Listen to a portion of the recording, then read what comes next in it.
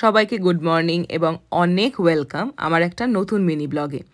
উইকেন্ডটা বেশ রোদ ঝলমলে থাকবে, এটা আমরা ওয়েদার অ্যাপে দেখে নিয়ে প্ল্যান করে ফেলেছিলাম বাড়ির সব থেকে কাছে যে সি বিচটা আছে সেটা ঘুরতে যাব। কিছুই না, কৌস্তব তুলবে পাখির ছবি আর আমি তুলব ভিডিও।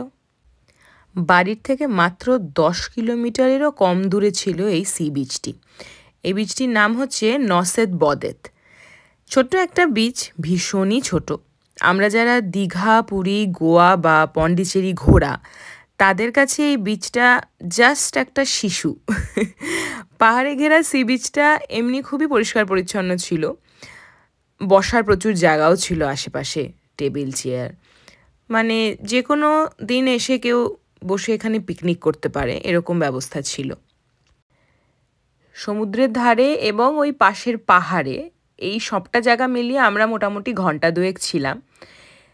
সারপ্রাইজিংলি ওখানে আমরা ছাড়া আমরা আর কোনো মানুষজন খুব একটা দেখিনি।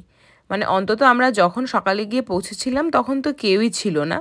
বেলার দিকে অবশ্য দু একজন মানুষজন আসছিল যারা হাঁটছিল বা দৌড়াচ্ছিল, বা কিছু কিছু লোকজন অবশ্য কুকুর নিয়েও বেড়াতে এসছিল, সেটাও দেখতে পেয়েছিলাম।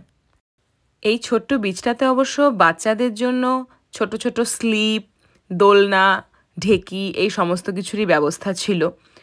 আর বড়দের জন্য ছিল হাইকিং, যারা হাইকিং করতে ভালোবাসে তারা এই পেছনের পাহাড়টাতে ঘুরে বেড়াতে পারবে। পরে অবশ্য বেলার দিকে দেখলাম কিছু মানুষজন এখানে কাইট সার্ফিং বলে একটা ওয়াটার অ্যাক্টিভিটি হয়, সেইটা করছে। আমি জানতাম না এটাকে কি বলে, আমি গুগল করে নামটা জানতে পারলাম। তবে এরা এদের নিজস্ব গিয়ার নিয়ে এসেই করছিল এইগুলো। যাই হোক, আজকের মতো ভিডিও এইটুকুই।